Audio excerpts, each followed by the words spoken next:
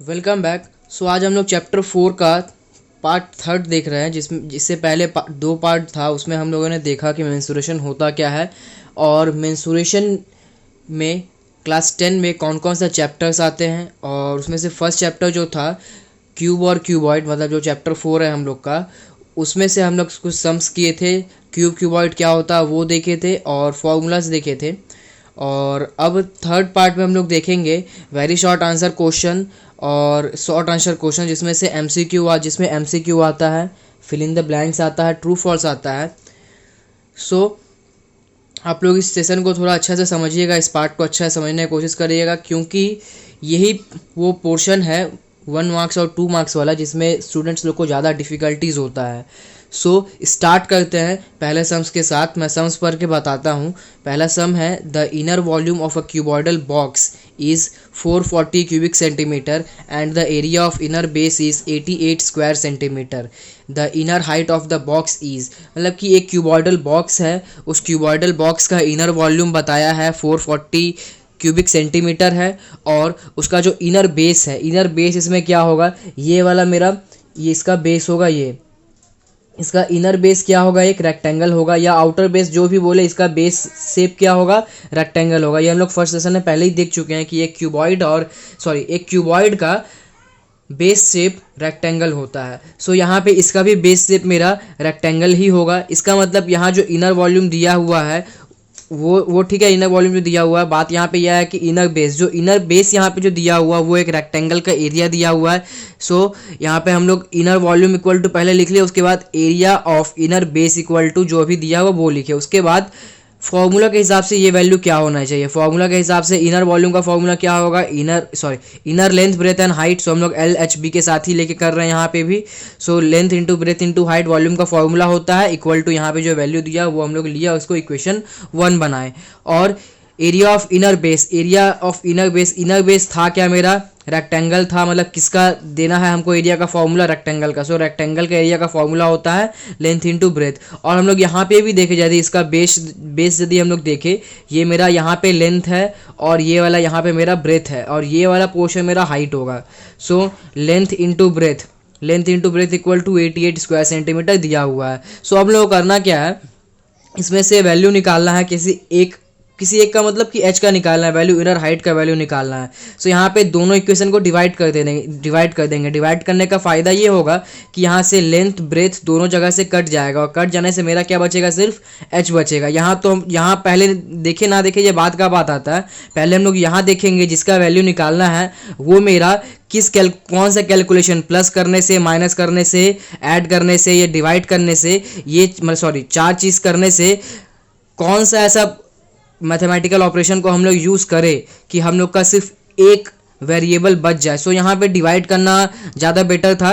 सो यहाँ पे डिवाइड करने से एक्चुअल में यहाँ पे आएगा प्लस माइनस, यहाँ पे आएगा नहीं।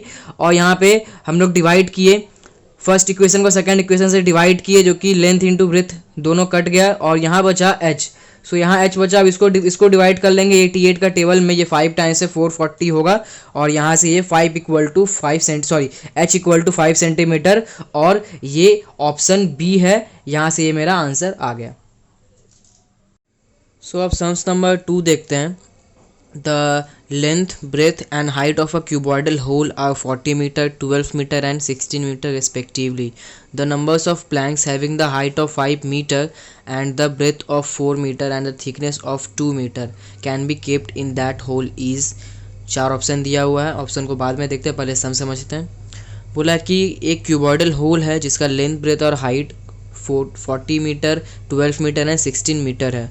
उसके अंदर प्लैंक्स को रखना है। प्लैंक्स क्या होता है, यहाँ पे आपको फोटो दिख रहा होगा, प्लैंक्स उसको बोलते हैं। सो प्लैंक्स रखना है जिसका हाइट बताया है 5 मीटर, ब्रेथ बता दिया है 4 मीटर और थिकनेस बता दिया है 2 मीटर। यहाँ पे कंफ्यूज मत होइएगा कि यहाँ पे क्या बताया कि लेंथ दिया ही हुआ नहीं है, यहाँ पे तो फॉर्मूला कैसे बैठाएंगे। लेंथ ब्रेथ हाइट, ये किसका लेंथ, एक तरह से देखा जाए तो लंबाई, मतलब लेंथ का ही डायमेंशन है, और ब्रेथ हाइट थिकनेस तीनों ही लेंथ का डायमेंशन है। तो वॉल्यूम निकालने के लिए हमको 3 लेंथ का डायमेंशन चाहिए, तीनों लेंथ का ही डायमेंशन है 5 metre, 4 metre and 2 metre. So यहाँ से हम लोग वॉल्यूम निकाल लेंगे कि यहाँ पे एक प्लैंक का वॉल्यूम कितना है और पूरा टोटल होल का जो वॉल्यूम होगा वो कितना है। तो जब हमको दोनों पता चल जाएगा तो हम लोग उसको डिवाइड कर देंगे तो हम लोग को नंबर्स पता चल जाएगा कितना नंबर्स उसमें ब्लैंक्स आ सकता है। सो पहले हम लोग यहाँ पे लिखेंगे length of whole equal to 40 metre. अब मान लेते हैं कि यदि ये मेरा एक होल है, इसके अंदर मतलब कि इस तरह से कुछ कुछ प्लैंक रखना है, तो वही पूछा है क्वेश्चन में कि कितना प्लैंक इस तरह से हम लोग यहाँ पे रख सकते हैं, उसका आंसर ढूंढना है हम लोग को। सो यहाँ पे लेंथ बताया 40 मीटर लिख दिए, ब्रेथ बताया है, हाइट बताया, जो जो बताया पहले लिखे। उसके बाद यहाँ पे वॉल्यूम निकाले, volume of whole equal to, यहाँ पे मल्टीप्लाई नहीं किए, सिर्फ वैल्यू पुट करके यहाँ पे यूनिट रख दिए, पता चलेगा क्यों ऐसा किए। उसके बाद प्लैंक का जो डिटेल दिया हुआ है, हाइट ब्रेथ थिकनेस तीनों लिख दिए, 5 मीटर 4 मीटर 2 मीटर। उसके बाद इस प्लैंक का भी हम लोग अलग से वॉल्यूम निकाले। अब volume of plank equal to 5 into 4 into 2 cubic metre. So यहाँ पे इसका वॉल्यूम पता चल गया और इसका वॉल्यूम पता चल गया। अभी क्या था कि इस वॉल्यूम को इस वॉल्यूम को इससे डिवाइड कर देंगे तो हमको नंबर ऑफ प्लैंक पता चल जाएगा। Okay, so number of plank equal to ये वैल्यू बाय नीचे वाला वैल्यू, मतलब इस वॉल्यूम को इससे डिवाइड किया, मतलब इसको ऊपर रख के इसको नीचे रखें। ओके, सो यहाँ पे अब देखिए कि यहाँ पे मल्टीप्लाई पहले क्यों नहीं किए थे, क्योंकि मल्टीप्लाई पहले कर लेते तो यहाँ एक बड़ा नंबर आता, फिर यहाँ पे भी एक बड़ा नंबर आता, तो उसको डिवाइड करना है, फिर हमको थोड़ा सा डिफिकल्टीज होता। यहाँ पे अभी क्या है 40 है, 12 है, 16 है, नीचे 5 4 2 है, छोटा छोटा नंबर है, सो हमको काटने में और डिवाइड करने में मल्टीप्लाई मतलब कैलकुलेशन यहाँ पे थोड़ा सा आसान हो जाता है। यदि हम लोग इसको पहले मल्टीप्लाई करते तो एक बार यहाँ मेहनत करते मल्टीप्लाई करके, फिर यहाँ फिर मेहनत करते मल्टीप्लाई करके, फिर यहाँ पे और उसके बाद जाके एट लास्ट उसको फिर डिवाइड ही करना पड़ता हम लोग को, तो यहाँ पे डबल ट्रिपल मेहनत हो जाता। तो हम लोग क्या किए कि इसको यहाँ पे भी छोड़ दिए, यहाँ पे भी छोड़ दिए, और यहाँ पे सिर्फ वो वैल्यू को बैठा के जो काटने का था काट दिए। तो यहाँ से हम लोग कैलकुलेशन थोड़ा सा आसान हो गया, जिससे हम लोग एग्जाम के टाइम में अपना समय बचा पाएंगे। और ये कैलकुलेट करने के बाद 192 आया। सो यहाँ पे 192 ऑप्शन नंबर बी है और ये 2 का आंसर है। सो सम्स नंबर 3 पढ़ के देखते हैं क्या बताया है क्वेश्चन में। The surface area of a cube is 256 square metre. The volume of the cube is 4 options दिए हुए हैं और उसके साथ एक हिंट दिया हुआ है। The number of surfaces is 6। और यहाँ पे पहला बात तो ये कि ये सम्स जो बुक में दिया हुआ है, यहाँ कुछ नंबर्स का प्रॉब्लम है, मतलब कुछ गलत सम यहाँ पे दिया हुआ है। सॉल्व करके पहले देखते हैं कि क्या दिया हुआ है सम्स में, और उसके अकॉर्डिंग यदि सम्स करते हैं तो हम लोग का आंसर आता है या नहीं। सो यहाँ पे जब हम लोग यहाँ पे जैसे दिया हुआ है surface area of cube equal to this and पूछा है वॉल्यूम, तो वॉल्यूम निकालने के लिए पहले हमको एज का लेंथ पता होना चाहिए, और एज का लेंथ पता करने के लिए यहाँ पे दे दिया है surface area of the cube. Hint में बताया था 6 surface, number of surfaces is 6। सो यहाँ पे 6a², ये टोटल सरफेस एरिया ही होगा, टोटल सरफेस एरिया का फॉर्मूला ही है ये, और इसका वैल्यू दिया है 256। इसको कैलकुलेट किए तो फर्दर यहाँ पे जब हम लोग देखें तो मेरा a इक्वल टू 2√11 आया। सो पहले जब ये आएगा हम लोग का, तो इसको पहले और सॉल्व करके देखते हैं वॉल्यूम में फॉर्मूला में पुट करके कि ये आता है कि नहीं इसका आंसर। तो जब पुट किए हम लोग तो यहाँ पे देखिए 2 का क्यूब करेंगे तो 8, और उसका जब क्यूब करेंगे तो 11√11 होगा, और ये समथिंग कुछ इस तरह का आंसर दे रहा है। लेकिन जब मैंने बुक चेक किया तो बुक में इसका आंसर दिया हुआ है डी। सो जो बुक में आंसर दिया है और जो यहाँ पे आ रहा है वो दोनों अलग है। ओके, मतलब कि ये जो आंसर आ रहा है ये बुक के ऑप्शन से मैच नहीं कर रहा, मतलब कि ये जो वैल्यू दिया हुआ है ये गलत है। सो हम लोग को पता कैसे चलेगा यदि इस तरह का जो सम्स है वो कैसे सही है या क्या हो सकता था इस जगह पे, वो एक तरह से हम लोग मतलब कि कैलकुलेट करके भी निकाल सकते हैं हम लोग। जैसे कि यहाँ पे आंसर मैंने जब चेक किया तो बुक में आंसर दिया हुआ है option number D. So option number D में वैल्यू क्या है 512 क्यूबिक मीटर, मतलब जो क्यूब है उसका वॉल्यूम कितना बताया है 512 क्यूबिक मीटर। सो यहाँ से हम लोग यदि वॉल्यूम का फॉर्मूला में बैठाए इस वैल्यू को और इसको यदि हम लोग इसका क्यूब रूट करें तो हम लोग को पता चलेगा ये a इक्वल टू 8 इसका वैल्यू होगा, मतलब a इक्वल टू 8 मीटर। और इसको यदि हम लोग उस सरफेस एरिया मतलब टोटल सरफेस एरिया का फॉर्मूला पुट करें जो कि 6a² होता है, तो 6 इंटू a² मीन 8², और यहाँ पे 64, और ये हो जाएगा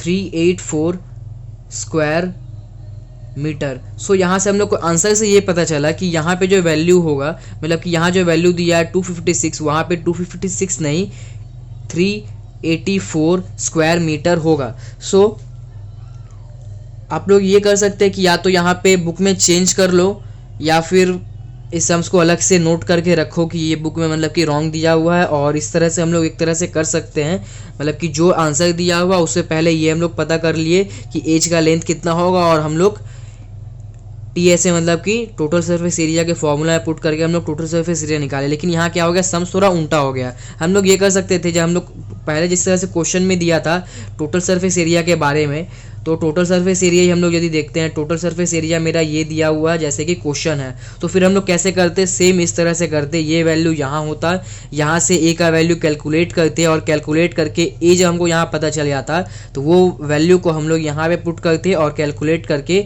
तो हम लोग आंसर मिलाते। तो हम लोग का यही होता, और ये मेरा ऑप्शन डी है। सो यहाँ से आप लोग थोड़ा नोटिस करना अच्छा से, मतलब कि समझने की कोशिश करना कि सम्स रॉन्ग कैसे होगा, ये कैसे देखेंगे जब हम लोग का वैल्यू नहीं मैच करेगा। ऑब्वियस बात है, जब वैल्यू मैच नहीं करेगा हम लोग को पता चलेगा कि वो रॉन्ग है। हम लोग 2-3 बार ट्राई करेंगे, कोशिश करेंगे कि नहीं हो रहा है, नहीं हो रहा है, इसका मतलब तब पता चलेगा रॉन्ग है ये। तो सही कैसे करेंगे या सही कैसे ढूंढेंगे, यदि बुक में सम्स दिया हुआ, एग्जाम में ये नहीं होगा क्योंकि आंसर वहाँ नहीं पता रहता है। सो यदि घर में प्रैक्टिस कर रहे हैं, तो यदि यहाँ ये पता करना हो कैसे रॉन्ग है, तो हम लोग पहले एक बार आंसर चेक कर लेंगे, और आंसर का जो दिया हुआ उससे हम लोग सॉल्व कर करके यदि वैल्यू दिया हुआ वो वैल्यू पुट कर करके हम लोग चेक करेंगे कि जो वैल्यूज़ दिया हुआ वहाँ पे क्या होना चाहिए आंसर के हिसाब से। तो हम लोग पता कर पाएंगे कि जैसे यहाँ पे ये गलती था 256 के बदले यहाँ पे 384 होना चाहिए था, इस तरह से गलती हम लोग तो पता कर पाएंगे।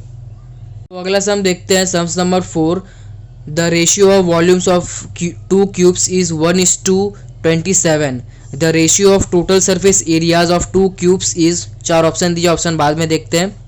मतलब कि एक 2 क्यूब है, 2 क्यूब का वॉल्यूम का रेशियो बता दिया है 1:27 है, और उसका टोटल सरफेस एरिया का रेशियो पता करना है। सो पहले हम लोग ये देखते हैं कि यदि वॉल्यूम दिया है और टोटल सरफेस एरिया पता करना है, यदि कोई एक ही क्यूब होता तो हम लोग क्या करते। उस समय हम लोग सबसे पहले वॉल्यूम से एज का लेंथ निकाल लेते, जैसे अभी हम लोगों ने इससे पहले वाले सम्स में किया था। यहाँ से वॉल्यूम दिया हुआ था तो एज का मतलब वॉल्यूम हम लोग को आंसर से देखे थे, और यहाँ पे एज का लेंथ निकाले थे। उस तरह से यहाँ पे भी उसी तरह से हम लोग सोचेंगे कि पहले हम लोग को एज का लेंथ पता चल जाएगा यदि, या ऐसा देख लेते हैं कि एज का लेंथ का रेशियो पता चल जाएगा हम लोग को, तो हम लोग वहाँ से टोटल सरफेस एरिया निकाल लेंगे। सो पहले उसी को करने के लिए हम लोग देखते हैं कैसे करेंगे। सो पहले यहाँ पे लिखे कि द रेशियो जो दिया हुआ है, ratio of volumes of 2 cubes equal to 1:27, और यहाँ पे हम लोग लेट कर लेंगे कि जो मेरा फर्स्ट क्यूब है उसका एज का लेंथ A1 यूनिट, और सेकंड क्यूब जो है उसका एज का लेंथ A2 यूनिट। यहाँ पे दोनों इसलिए हम लोग अलग अलग मानेंगे, ऑब्वियस बात है अलग ही मानेंगे, क्योंकि यदि दोनों सेम हो, अलग अलग क्यूब है तो दोनों के लिए अलग अलग मानना होगा। नहीं तो हम लोग वैल्यू फाइंड आउट जब करेंगे तो बाद में पता चला कि यदि मेरा A/A आया तो दोनों ये तो कट जाएगा, फिर मेरा एज का लेंथ पता कैसे चलेगा, क्योंकि यहाँ तो रेशियो में दिया हुआ है। तो अब जाके यहाँ से लिखे हम लोग according to problem, volume of first cube by volume of second cube equal to, उसका जो रेशियो दिया हुआ है, जिस तरह से फर्स्ट क्यूब का रेशियो मतलब कि यहाँ पे 1:27 दिया, यहाँ पे भी 1/27 हम लोग लिखे, और यहाँ पे first cube by second cube. तो फर्स्ट क्यूब का जो हम लोग लेट किए थे A1 क्यूब, वहाँ से उसका फॉर्मूला क्या होना चाहिए, A1 का होल क्यूब, और उसके बाद A2 जो लेट किए थे वहाँ पे क्या होना चाहिए, A2 का होल क्यूब। सो यहाँ से हम लोग दोनों का फॉर्मूला पुट किए, उसके बाद जाके ये जो क्यूबिक रूट है दोनों को हम लोग ये जो क्यूब दिया हुआ है उसको इस तरफ करके यहाँ पे क्यूबिक रूट में कर दिए, और जब 1 का क्यूबिक रूट मतलब परफेक्ट क्यूब निकालेंगे तो 1 ही होगा, क्योंकि 1 होता है। सो उसका क्यूबिक परफेक्ट क्यूब भी 1 होगा, और 27 का जब हम लोग परफेक्ट क्यूब निकालेंगे तो वहाँ पे 3 आएगा, मतलब कि 3 × 3 × 3 इक्वल टू 27। सो यहाँ से हम लोग को ये पता चल गया कि A1/A2 मतलब A1:A2 का क्या वैल्यू है, 1/3 मतलब 1:3। सो यहाँ से हम लोग को ये लिख लिए फिर हम लोग कि A1:A2 इक्वल टू 1:3। सो यहाँ से हम लोग को जब एज का लेंथ का रेशियो पता चल गया, अब हम लोग क्या करेंगे, ratio of total surface area of two cubes equal to, जो दोनों का फॉर्मूला है, पहले फॉर्मूला लिखे। क्या दिया हुआ फॉर्मूला, 6a1 का स्क्वायर और 6a2 का स्क्वायर। जो फॉर्मूला है बस वो फॉर्मूला हम लोग लिखे, ए को a1 से रिप्लेस किया और यहाँ पे a को a2 से रिप्लेस किया। उसके बाद जो a का वैल्यू हम लोग को मिला, अच्छा पहले ये देखे तो ये 6 और ये 6 ये रेशियोज में है, ये कट जाएगा दोनों तरफ में। उसके बाद जब हम लोग यहाँ पे वैल्यू जो निकाले थे 1:3, वही 1:3 यहाँ पे उसके अकॉर्डिंग 1 और 3 यहाँ पुट करेंगे तो 1 का स्क्वायर करेंगे तो यहाँ पे 1 ही होगा और 3 का स्क्वायर करेंगे तो यहाँ पे 9 होगा। अच्छा यहाँ पे ये तो MCQ था, तो MCQ करने के लिए यदि इतना टाइम हम लोग वेस्ट करें एग्जाम में तो हम लोग का बहुत समय मतलब कि बर्बाद हो जाएगा इसमें, इतना छोटा सम्स के लिए। तो इसको शॉर्टकट में किस तरह से करें, क्योंकि एग्ज़ाम में हम लोग को मोस्ट ऑफ द टाइम ये बोला जाता है कि हम लोग सिर्फ आंसर टिक कर दे, सॉल्व करने का ज़रूरत नहीं है। तो उस समय तो इतना करने बहुत समय वेस्ट होगा। तो उस समय के लिए क्या करेंगे, जब सिर्फ क्यूब के लिए ये है, जब मेरे को ये क्वेश्चन दिया रहेगा कि बोलेगा ये मेरा वॉल्यूम का रेशियो बताया है 1:27 दिया हुआ है, सो हम इस नंबर का दोनों का परफेक्ट क्यूब लिख देंगे यहाँ पे। इसका परफेक्ट क्यूब होगा 1 और इसका परफेक्ट क्यूब क्या होगा 3। तो यहाँ पे ये लिखे। उसके बाद जाके मेरा जो टोटल सरफेस एरिया बोला था उसका रेशियो निकालना है। तो टोटल सरफेस एरिया का रेशियो मेरा क्या होता है, फॉर्मूला क्या होगा ये। जब हम लोग फॉर्मूला में इसको पुट करेंगे तो ये 6 दोनों रेशियोज में यदि हम लोग पुट करते हैं तो ये 6 और ये 6 मेरा ऐसे ही कट जाएगा। ओके, सो हम लोग को पुट क्या करना होगा, सिर्फ इसका स्क्वायर और इसका स्क्वायर। इसका मतलब यदि हमको वॉल्यूम का ये दिया हुआ है, रेशियो दिया हुआ है एक क्यूब का, दो क्यूब का वॉल्यूम का रेशियो दिया हुआ है और उसका टोटल सरफेस एरिया का रेशियो पूछा है, तो हम लोग पहले क्या करेंगे, पहले उसका परफेक्ट क्यूब निकाल लेंगे। उस परफेक्ट क्यूब निकालने के बाद उसी रेशियो का हम लोग डायरेक्ट स्क्वायर कर देंगे। पहले उस दोनों नंबर का क्यूबिक रूट करेंगे, मतलब क्यूब यहाँ पे क्यूबिक रूट लगा देते हैं दोनों पे, ये किए। उसके बाद जाके दोनों पे स्क्वायर।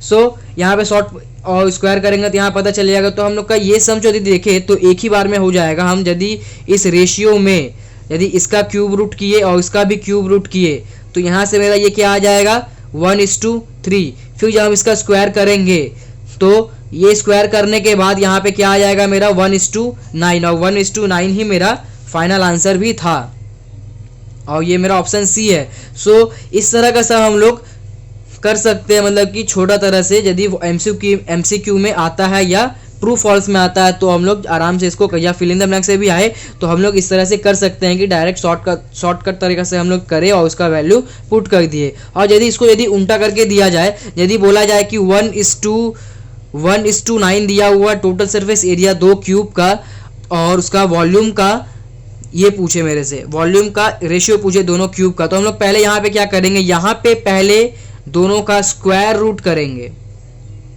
ओके, 1:9 दोनों का स्क्वायर रूट किया हम लोग। ओके, दोनों का स्क्वायर रूट करने के बाद ये मेरा क्या आ जाएगा 1:3 और उसके बाद यहाँ पे जब हम लोग इसका स्क्वायर रूट कर देंगे फिर क्या करेंगे, फॉर्मूला क्या होता है वॉल्यूम का, ए क्यूब होता है। सो यहाँ पे इन दोनों का क्यूब करेंगे तो 1:27।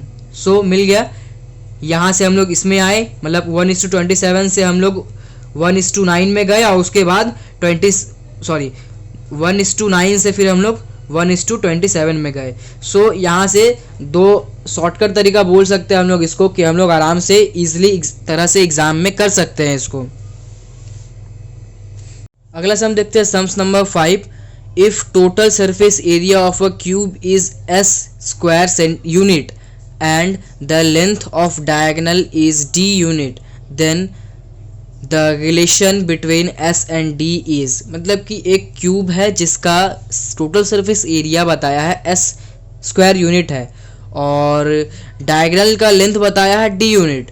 सो इन दोनों के बीच का, मतलब कि टोटल सरफेस एरिया जो s बताया है और यहाँ डायगोनल जो d बताया है, ये s और d के बीच में क्या रिलेशन है ये निकालना है। तो रिलेशन निकालने के लिए कैसे क्या करते हैं पहले वो देखते हैं हम लोग। सो यहाँ पहले लेट किए हम लोग, let the length of edge of a cube equal to a unit. नहीं भी लेट करेंगे तो भी चलेगा क्योंकि फॉर्मूला वही है हम लोग का, ये उसमें हम लोग ए ही देखते हैं, मतलब टोटल सरफेस एरिया का फॉर्मूला में भी ए रहता है, एज का वैल्यू, मतलब एज के लिए वेरिएबल हम लोग ए लेते हैं और डायगोनल के लिए वेरिएबल हम लोग ए ही लेते हैं।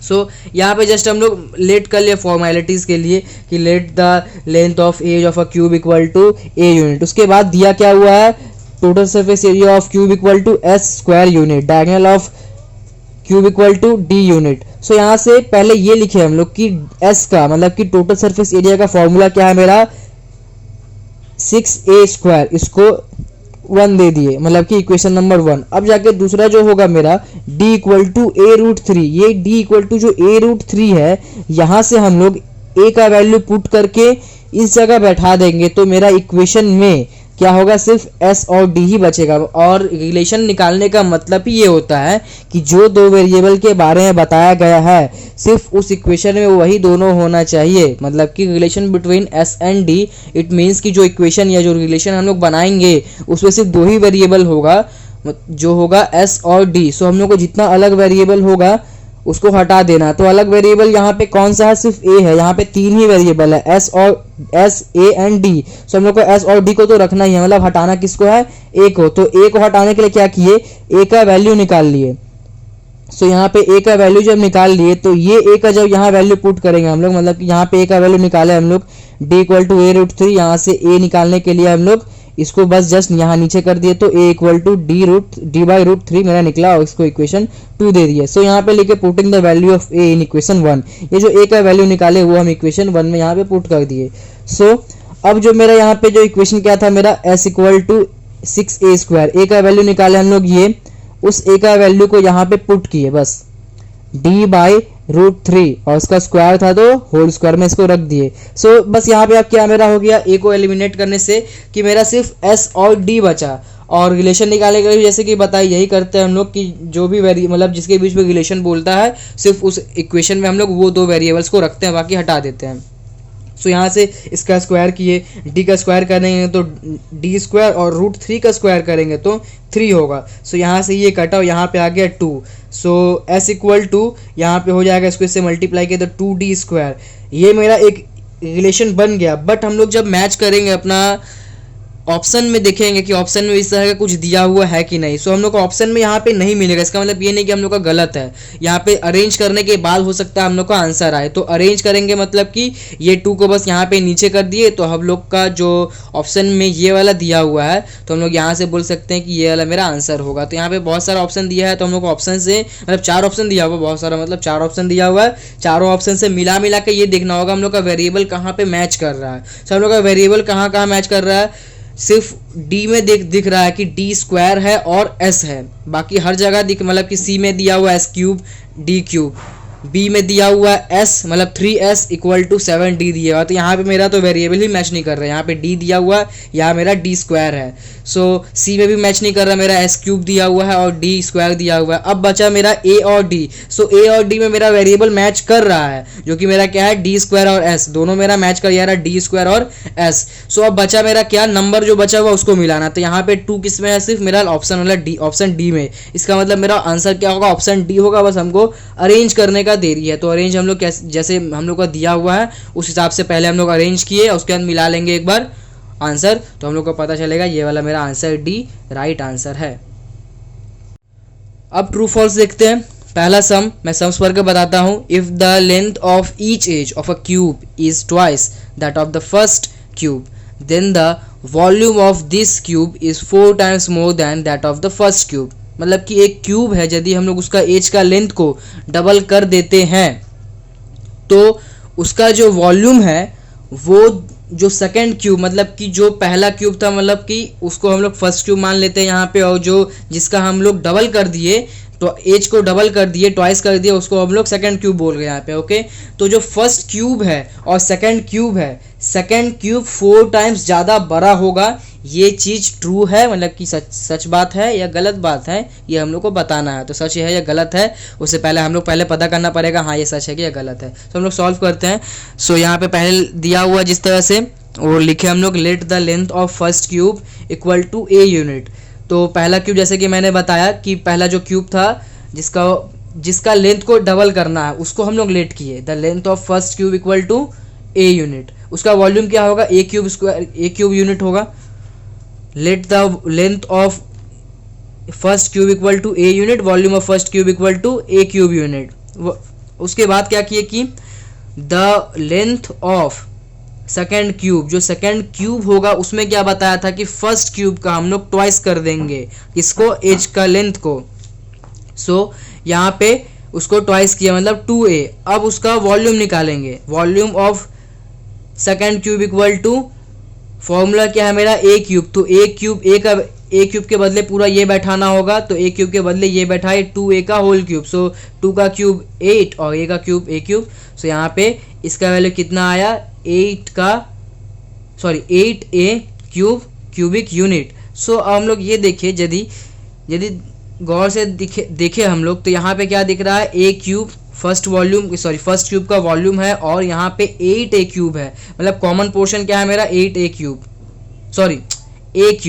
ए क्यूब मेरा कॉमन पोर्शन है। तो ए क्यूब को हम लोग अलग से करके पहले रख दिए और यहाँ पे 8 कर दिए। यहाँ से अभी हम लोग को समझ में आ जा रहा है कि ये फर्स्ट क्यूब था वो सेकेंड क्यूब से, या ये ऐसे बोल सकते हैं कि जो सेकेंड क्यूब है ये फर्स्ट क्यूब से 8 टाइम्स ज़्यादा है। ओके, 8 टाइम्स ज़्यादा है। क्वेश्चन में क्या बोला था, 4 टाइम्स ज़्यादा है। इसका मतलब क्वेश्चन में गलत बताया है मेरा और आंसर है मेरा जो आया है वो अलग है। इसका मतलब यहाँ पे क्या होगा, आंसर फॉल्स होगा। मैं इस सम्स को एक बार और समझा देता हूँ। जो पहला यहाँ पे बोला है कि एक क्यूब है जिसका एज का लेंथ को हम लोग डबल कर दिए, एज का लेंथ को डबल कर देने से जो सेकंड क्यूब होगा उसका जो वॉल्यूम होगा वो पहले वाले क्यूब से 4 टाइम्स हो जाएगा। तो पहले हम लोग क्या किए कि दोनों का वॉल्यूम निकाले, दोनों का पहले तो लेट कर लिए हम लोग, लेट करके पहला क्यूब का वॉल्यूम निकाले, सेकंड क्यूब का मेरा 2a होगा क्योंकि डबल करने बोला था। उसके बाद उसका भी वॉल्यूम निकाले, दोनों का जब वॉल्यूम निकल गया उसके बाद उसको हम लोग क्या किए, कंपेयर किए दोनों को एक दूसरे से। कंपेयर करने पर हम लोग को पता चला ये 8 टाइम्स ज़्यादा है। क्वेश्चन ने बोला था 4 टाइम्स ज़्यादा होगा, इसलिए क्वेश्चन जो है वो गलत है। इसका मतलब यहाँ पे ये क्या होगा, फॉल्स होगा। नेक्स्ट सम देखते हैं, सम नंबर 2 ट्रू फॉल्स का।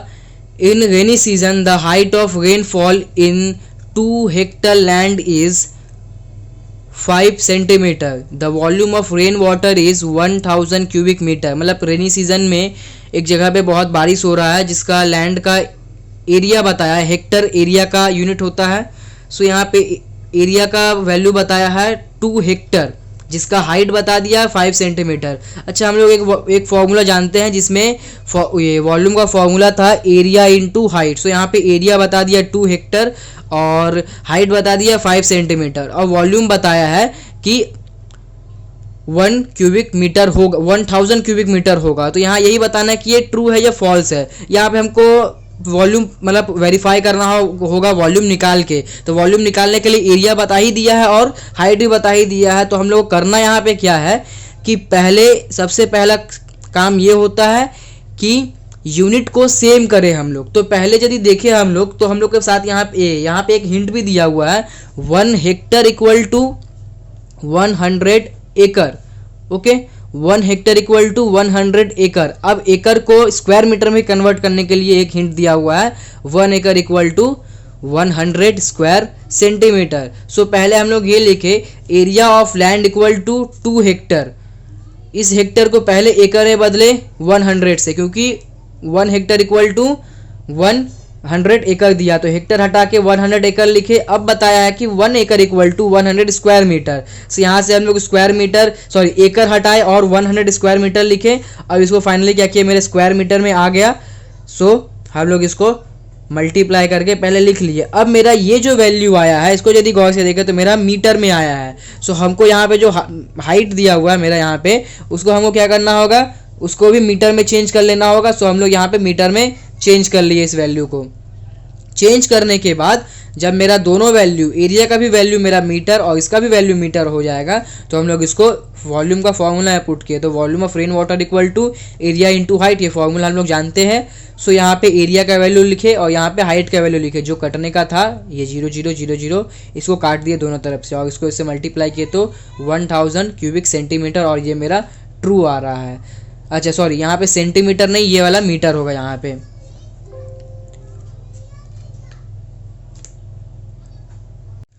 सो अब आता है फिल इन द ब्लैंक्स। तो पहला सम्स देखते हैं, पहला क्वेश्चन देखते हैं क्या दिया हुआ, सम्स बोले या क्वेश्चन बोले, मैथ्स है। So the number of diagonals of a cuboid is 4। Okay, तो ये मैंने फर्स्ट सेशन में ही बता दिया था कि एक क्यूबॉइड हो या क्यूब हो उसका 4 डायगनल्स होता है। मैं फिर से एक बार दिखा देता हूँ ड्राइंग के हिसाब से, मतलब ड्राइंग की हेल्प से।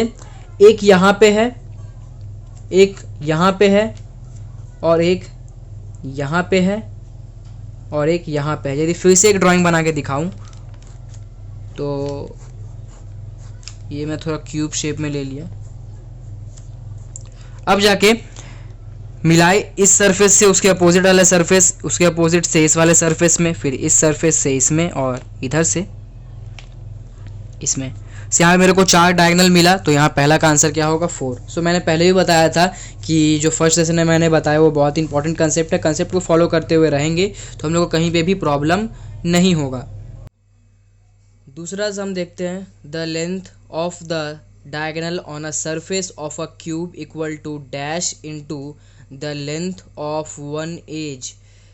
एक क्यूब का सरफेस के ऊपर जो डायगोनल है वो किसके बराबर है ये बताना है हम लोग को। मतलब कि एक क्यूब देखे तो, सॉरी, एक क्यूब का सरफेस देखे, क्यूब छोड़ देते पहले, क्यूब का सरफेस क्या होता है, स्क्वायर होता है। सो क्यूब का सरफेस का स्क्वायर का डायगोनल, मतलब ये वाला डायगोनल का बात हो रहा है, मतलब कि ये क्यूब का डायगोनल नहीं, क्यूब का डायगोनल क्या होता है, क्यूब का डायगोनल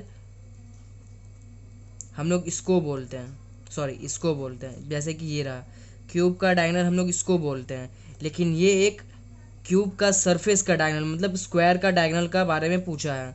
सो स्क्वायर का डायगोनल का फॉर्मूला यदि आप लोग को पता हो तो ये होता है a√3 यूनिट। ये स्क्वायर का डायगोनल का फॉर्मूला होता है। तो ये जो a है मेरा, ये a the length of one edge यहाँ पे आ चुका है, और ये पहले ही दे दिया है the length of one edge, और ये a मेरा वही हम लोग लेट करके हमेशा रखते हैं।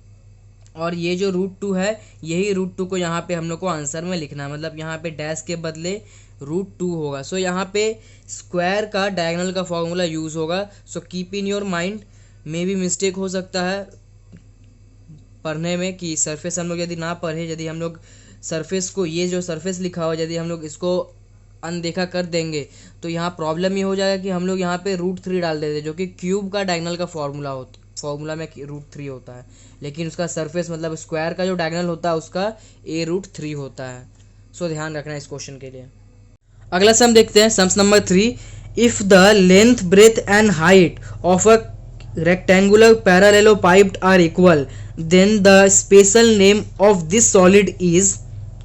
अच्छा, ये सब करने से पहले मैं एक चीज़ याद दिलाता हूँ। फर्स्ट सेशन में या बोले फर्स्ट पार्ट में मैंने ये बोला था कि क्यूब भी एक तरह का क्यूबॉइड ही होता है, जिसका बस लेंथ ब्रेथ एंड हाइट सबका सेम होता है, मतलब इक्वल होता है। वो भी एक तरह का रेक्टेंगुलर पैरेललोपाइप्ड ही होता है। सो यहाँ पे भी क्वेश्चन यही बोला है, यदि एक रेक्टेंगुलर पैरेललोपाइप्ड का length, breadth and height equal होगा तो इस तरह का स्पेशल सॉलिड को हम लोग क्या बोलेंगे।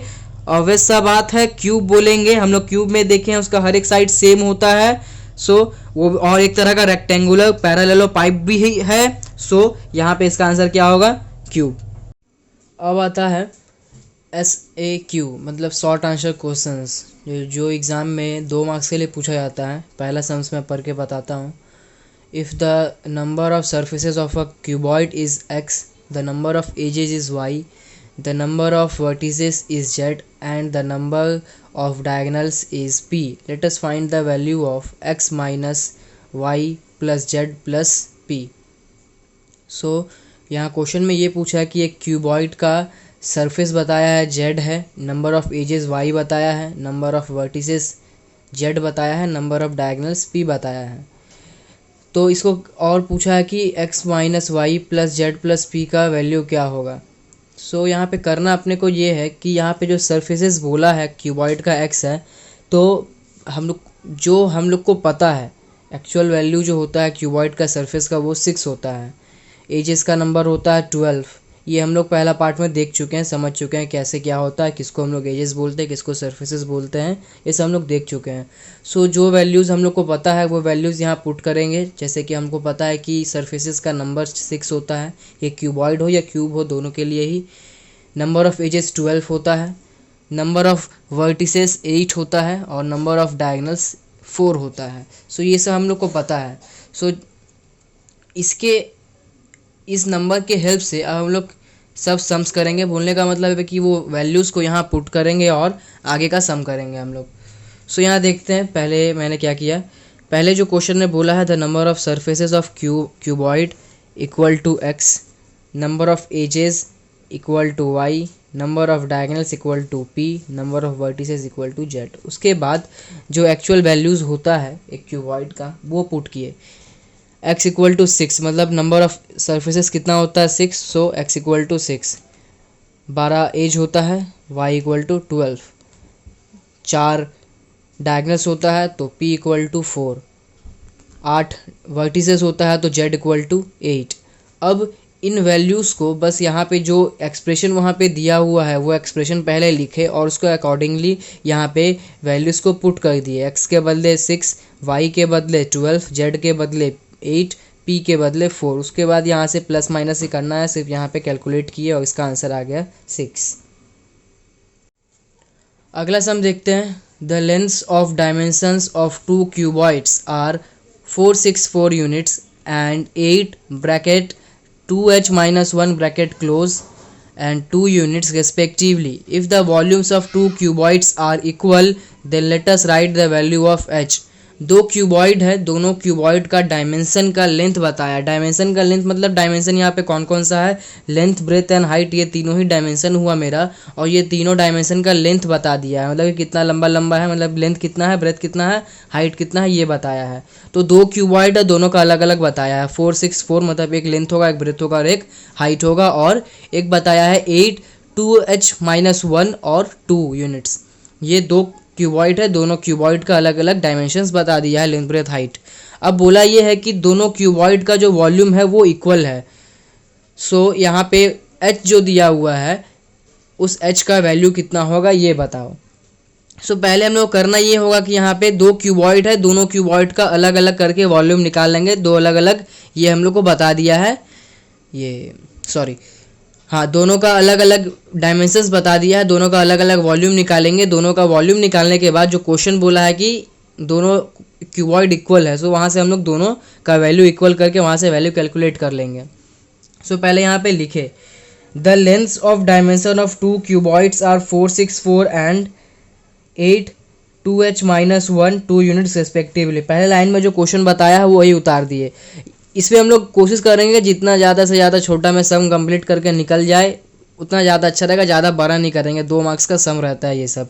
सो इसलिए एक लाइन में ही मैंने लिख दिया। उसके बाद क्या किया, मैंने बोला अलग अलग दोनों का पहले निकालेंगे उसके बाद इक्वल करेंगे। ये हम लोग 4 मार्क्स या 5 मार्क्स के सम में करते हैं, लेकिन यहाँ 2 मार्क्स में इस तरह से हम लोग डायरेक्ट कर सकते हैं। अकॉर्डिंग टू प्रॉब्लम लिखे, क्वेश्चन के हिसाब से पहला क्यूबॉइड और दूसरा क्यूबॉइड का दोनों का वॉल्यूम सेम होना चाहिए। उसके बाद डायरेक्ट उसका फॉर्मूला पुट करके ऐसे हम लोग कर सकते हैं यदि 2 मार्क्स के लिए है।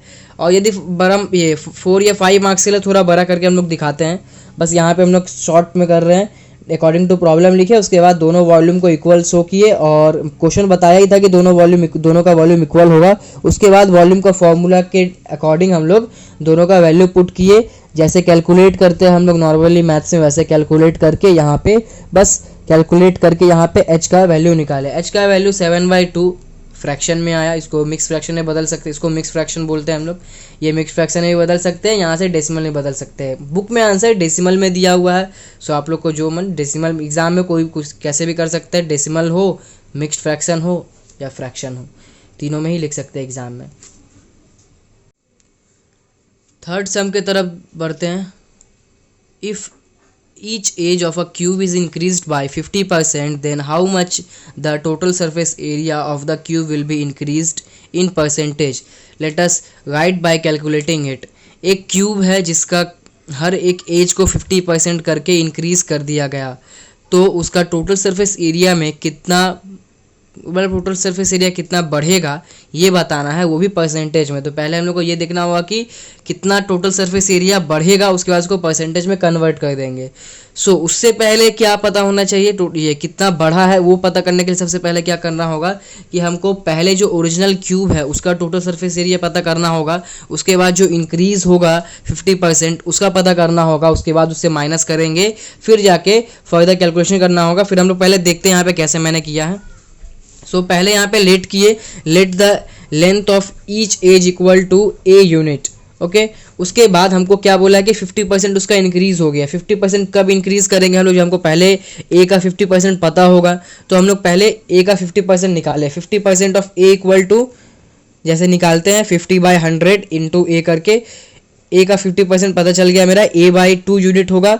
और उसके बाद each edge of cube is increase by 50%। अब क्या बोला था क्वेश्चन में कि 50% बढ़ा है, और हम लोग उसीलिए 50% पता भी किए ए का। सो अब हम लोग 50% बढ़ा दिए। बढ़ाने के लिए क्या करेंगे, ऑब्वियस सा बात है, ऐड करेंगे। इसमें बहुत ही आसान बात है। तो इसमें ऐड किया हम लोग a प्लस A/2, और इसको ऐड कर एलसीएम करके ऐड कर दिए 3A/2 यूनिट। सो हमको अब जो चेंज हुआ जो क्यूब है उसका एज का लेंथ पता चल गया। और पहले हम लोग लेट कर ही चुके थे ओरिजिनल क्यूब का लेंथ को, एज का लेंथ को। सो यहाँ पे length of each edge of changed cube equal to 3A/2। अब टोटल सरफेस एरिया, TSA मतलब total surface area, total surface area of original cube equal to 6A²। ये formula ही होता है, हम लोग ए लेट किए थे। सो यहाँ पे वही होगा 6A² स्क्वायर यूनिट। अब total surface area of changed cube के लिए पहले क्या करेंगे, उसका पहले फॉर्मूला लिखे। 6A² होता है। सो ए के बदले ये पूरा हमको लिखना होगा जो मेरा निकला था वैल्यू 3A/2। सो यहाँ पे 6 इंटू 3A/2 का होल स्क्वायर। उसके बाद इसको फर्दर कैलकुलेशन करने के बाद यहाँ पे इसका वैल्यू आया 27A²/2 स्क्वायर यूनिट। हमको दोनों का पता चल गया, ओरिजिनल क्यूब का total surface area, change cube का टोटल सरफेस एरिया। इसके बाद increase of total surface area of cube कितना बढ़ा वो चीज़ पहले निकालना होगा, तभी हम लोग उसका परसेंटेज निकाल पाएंगे। सो यहाँ पे पहले निकाले, और निकालने के लिए क्या करेंगे, जो चेंज क्यूब है मतलब जो बड़ा हो गया क्यूब और जो पहले था उसको उससे माइनस कर देंगे। तो 27A² माइनस 6A², इसको इससे माइनस किए। माइनस करने के बाद यहाँ पे वैल्यू आया, एलसीएम करके माइनस करेंगे, और यहाँ पे वैल्यू आया 15A²/2 स्क्वायर यूनिट। सो हमको यहाँ पता चल गया कितना टोटल सरफेस एरिया बढ़ेगा चेंज क्यूब में, कितना ज़्यादा रहेगा। और उसके बाद जब हमको पता चल जाएगा कि कितना बढ़ेगा तो हम लोग परसेंटेज कैसे निकालेंगे, अब ये देखते हैं। So increase of total surface area of cube in percentage, इसके लिए क्या करना पड़ता है हमको, जितना मेरा टोटल सरफेस एरिया इंक्रीज होता है उसको पहले लिखते हैं, मतलब ऊपर में न्यूमरेटर में, और जितना पहले था मतलब ओरिजिनल क्यूब जितना पहले था उसको डिनोमिनेटर में लिखते हैं, और उसके बाद 100% से मल्टीप्लाई करते हैं। उसके बाद 100% मल्टीप्लाई करने के बाद यहाँ पे हम लोग इसको कैलकुलेट किए, ये A² और ये ऊपर वाला A² मतलब न्यूमरेटर वाला यहाँ पे डिवाइड होता है। सो यहाँ पे हम लोग इजिली इसको डिवाइड कर दिए, A² यहाँ पे कट गया। और उसके बाद यहाँ का जो डिनोमिनेटर है इसके इस न्यूमरेटर से मतलब ये 2 और 6 मल्टीप्लाई होकर यहाँ पे 12 हो गया। सो अब यहाँ पे क्या हुआ कि ये 3 का टेबल से कट सकता है, तो 3 का टेबल से दोनों को काटने के बाद ये इसे डिवाइड किए तो 1.25 आया, और फिर ये 100% से मल्टीप्लाई करेंगे तो 125% आंसर होगा। सो यहाँ पे ये आंसर आ चुका है।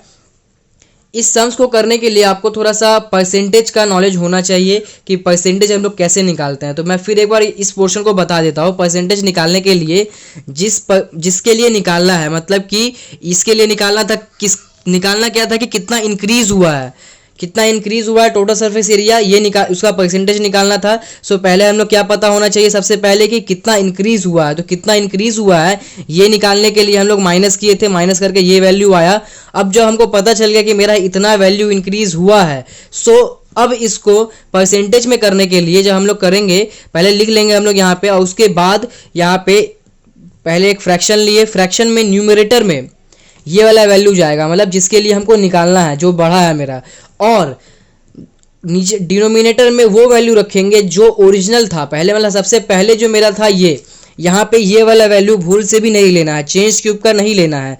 कितना बड़ा है, सॉरी किससे बड़ा है ये हमको पता करना है। तो किससे बड़ा था, ओरिजिनल क्यूब को हम लोग बढ़ाए तो मेरा ये वैल्यू है। सो ओरिजिनल वैल्यू जो है, मतलब ओरिजिनल क्यूब का जो वैल्यू है सबसे पहला वाला, वो यहाँ पे रखना है, उसके बाद फर्दर कैलकुलेशन करना होगा। सम्स नंबर 4 देखते हैं। The length of each edge of 3 solid cubes are 3 centimetre, 4 centimetre and 5 centimetre respectively. A new solid is made by melting these 3 solid cubes. Let us write the length of each edge of one new cube. So यहाँ पे question में ये बताया है कि 3 solid cubes है, उसका as का लेंथ एक का 3 सेंटीमीटर है, दूसरे का 4 सेंटीमीटर है और तीसरे का 5 सेंटीमीटर है। अब क्या किया गया कि इन तीनों को गला दिया गया, मेल्ट करके एक नया सॉलिड बनाया गया, मतलब एक नया क्यूब बनाया गया। अब उस क्यूब को बनाने के बाद क्वेश्चन ये पूछा है कि वो जो नया क्यूब है उसका एज का लेंथ कितना होगा, ये पता करना होगा। तो किसी क्यूब का एज का लेंथ पता करने के लिए हम लोग यहाँ से ये पहले पता करेंगे कि उसका वॉल्यूम कितना था, मतलब कि तीनों को जो हम लोग गला के मिलाएंगे, मतलब तीनों जो छोटा छोटा क्यूब पहले था उसको हम लोग जो मेल्ट करेंगे, मेल्ट करके जब हम लोग नया बनाएंगे तो दोनों का एक ही चीज़ सेम होगा ऑलवेज, वो है वॉल्यूम। ओके, ये चीज़ दिमाग में अच्छे से आप लोग रख लो। जब हम लोग किसी चीज़ को मेल्ट करेंगे और फिर से चाहे कोई भी दूसरा शेप में बनाए, मे बी उसका टोटल सरफेस एरिया चेंज हो सकता है, क्योंकि सॉलिड अलग अलग शेप का हो सकता है। सो वहाँ का टोटल सरफेस एरिया चेंज हो सकता है, अलग हो सकता है वैल्यू, लेकिन सेम रहेगा तो सिर्फ और सिर्फ वॉल्यूम। सो यहाँ पे वॉल्यूम से ही हम लोग को सम्स करना है, मतलब कि यहाँ पे 3 क्यूब को गला दिया गया, मतलब मेल्ट किया गया, उससे एक नया क्यूब बनाया गया। तो तीनों क्यूब का जितना वॉल्यूम होगा उतना ही नया क्यूब का वॉल्यूम होगा। जब हमको नया क्यूब का वॉल्यूम पता चल जाएगा तो वहाँ से हम लोग एज का लेंथ भी पता कर सकते हैं। सो यहाँ पे देखते हैं, पहले लिखे हम लोग length of edge of 3 cubes are 3 centimetre, 4 centimetre and 5 centimetre, पहले जो क्वेश्चन बताया था वो लिखे। उसके बाद वॉल्यूम ऑफ फर्स्ट क्यूब का वॉल्यूम निकालने के लिए एज का जो लेंथ होता है, मतलब एक क्यूब करेंगे, यहाँ पे ए का वैल्यू यहाँ 3 है तो 3 क्यूब, सेकेंड क्यूब का वैल्यू 4 क्यूब, थर्ड क्यूब का वैल्यू 5 क्यूब, वैल्यू निकाले कैलकुलेट करके। उसके बाद total volume of new cube after melting, melt करने के बाद जो नया क्यूब बनेगा उसका वॉल्यूम कितना होगा, ये तीनों को गला देंगे और एक में मिला देंगे तो क्या होगा, सब एक जगह इकट्ठा हो जाएगा। सो यहाँ पे क्या करेंगे, ऐड करेंगे। सो यहाँ पे तीनों का वॉल्यूम को ऐड किए, 216 क्यूबिक सेंटीमीटर, ये मेरा नया क्यूब का वॉल्यूम हमको पता चल गया। So volume of new cube equal to क्या होगा, फॉर्मूला क्या होगा, ए क्यूब उसका फॉर्मूला होगा।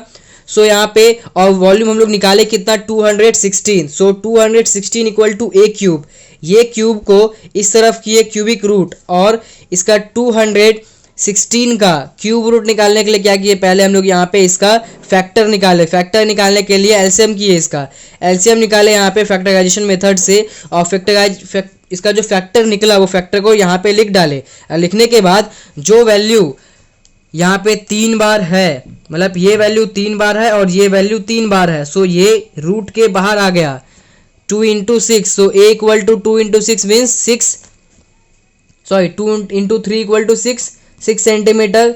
Therefore length of each edge of new cube equal to 6 centimetre. ये हम लोग का आंसर आ गया। सम्स नंबर 5 देखते हैं। The length of 2 adjacent walls of a room are 12 meter and 8 meter respectively. If the height of the room is 4 meter, then let us write by calculating the area of the floor of the room. एक room है जिसका adjacent wall का length बता दिया है 12 metre and 8 metre. Adjacent wall का मतलब वो वॉल जो एक दूसरे से सटा हुआ हो, मतलब कि बगल बगल वाला।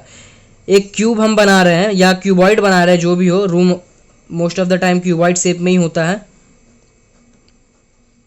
यहाँ पे एडजेसेंट वॉल ये वाला जो बैक वाला है ये, और उसके साथ ये वाला, या हम लोग यदि इस कॉपी को ऐसे फोल्ड करके रखते हैं और तब हम लोग बोलते हैं कि यहाँ पे एडजेसेंट कौन सा वॉल होगा, तो ये वाला जो पोर्शन है ये और ये जो पोर्शन है ये दोनों मेरा एडजेसेंट होगा। यहाँ से ये दोनों, क्योंकि बगल बगल में, मतलब जो एक दूसरे से अटैच है उसको हम लोग एडजेसेंट वॉल बोलेंगे यहाँ पे। सो बगल बगल वाला यदि बताया है, यदि हम इसको ऐसे करके देखते हैं, एक वॉल ये रहा, उसके बगल वाला वॉल ये रहा। मान लेते हैं यहाँ पे एक क्यूब ही है ये, सॉरी क्यूबॉइड है ये भी एक, और क्यूबॉइड का ही बात किया गया है। रूम यदि होगा तो क्यूबॉइड ही होगा, अधिकतर रूम क्यूबॉइड ही रहता है। सो यहाँ पे ये रूम और ये वॉल और ये वॉल का लेंथ बताया है। सो ये मान लेते हैं ये मेरा लेंथ होगा और ये मेरा ब्रेथ होगा।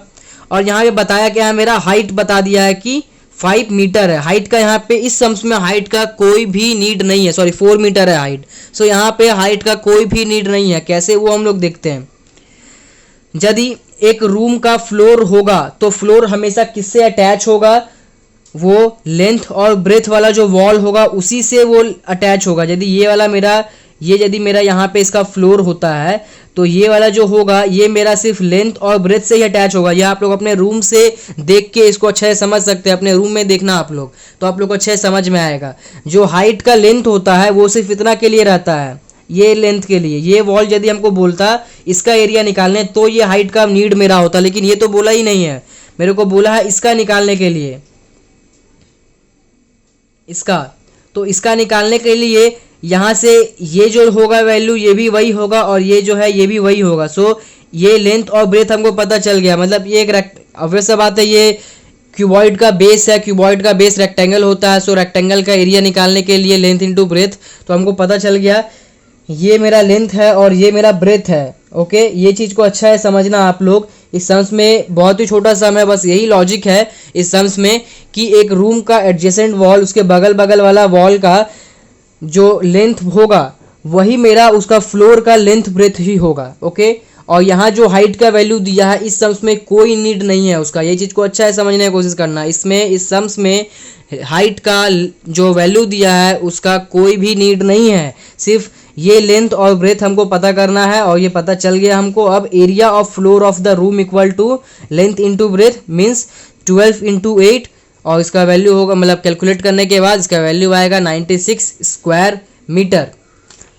सो अब ये पार्ट 3 भी यहाँ पे ख़त्म होता है और ये वाला चैप्टर भी अब ख़त्म हो गया यहाँ पे। होप आप लोग को पूरा चैप्टर समझ में आया होगा।